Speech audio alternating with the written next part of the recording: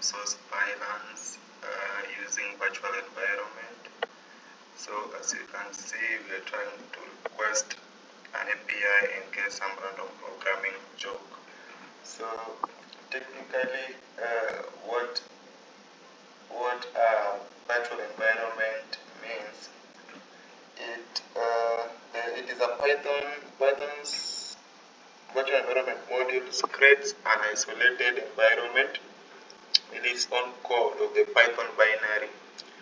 So its own site backend directory for third-party libraries and its own pip installer like the request.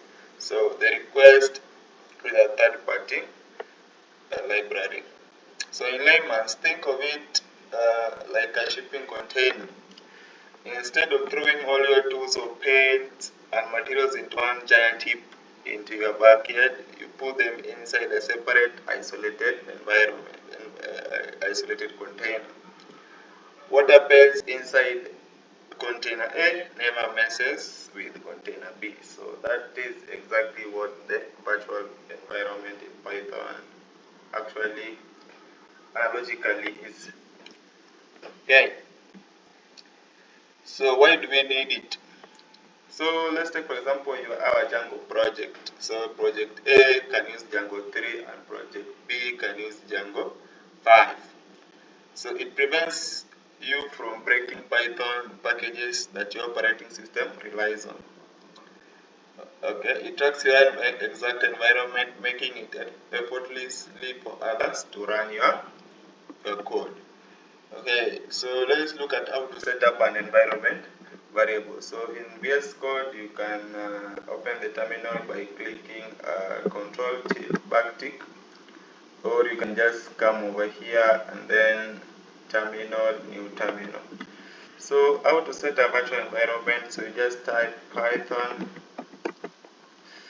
-m and then the word venv for virtual environment, and then you give your virtual environment any name. So conventionally people like using venv. So you wait for it. As you can see, it has created a folder there with some subfolders inside it. Don't mind those. So let's wait for it to be done and then we proceed.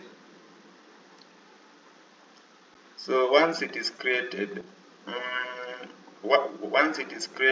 we want to see how are we going to use this virtual environment. So one thing a beginner might rush to do is you'll see in the virtual environment and start directly installing dependencies like the requests. So if you do that, the dependencies will be installed globally on your machine. Yes, the code might run, but the main goal that we are trying to avoid is to do what? To prevent breaking Python packages, other packages that the machine is depending on. So we need an isolated environment. Yeah.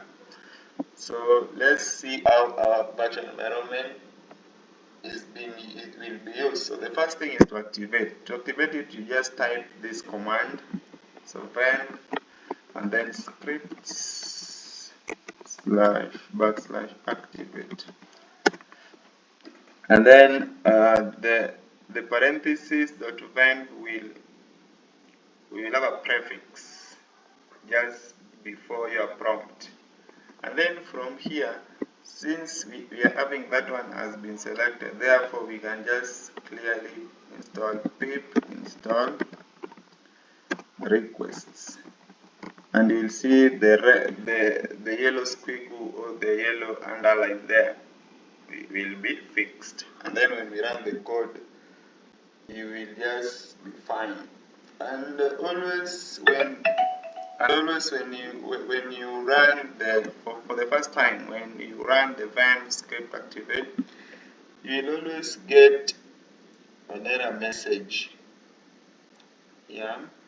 saying that this script cannot be run on your machine, something like that. And there is a workaround through that. You can just go online and search something to do with fixing PowerShell execution error. and then you'll get a script to fix that. So if we install pip install requests, we wait for it just a second. So it's downloading. It will download the latest. It will download the latest. Yeah, so it is done. So you just wait, and if the yellow underline does not disappear, you can in your VS Code Control Shift P, select interpreter, and then you will just see a recommended one. So if we select that, we are just good to go. So right now, if you hover over this, it will give you some hints, yeah, on what that library does. And then we run this our code, and you always make sure you are running the code in your virtual environment. Sorry, in your virtual environment. If you do it outside the virtual environment, you'll get an error, as you're going to see in a few seconds. So fetching data from the internet.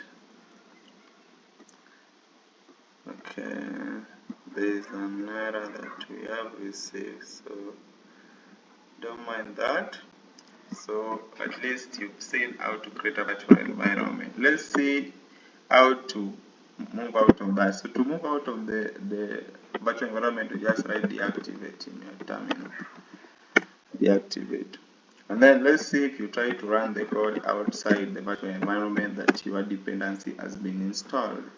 So you will get an error that hit the like button and make sure to subscribe, and I will see you in the next one. That like button.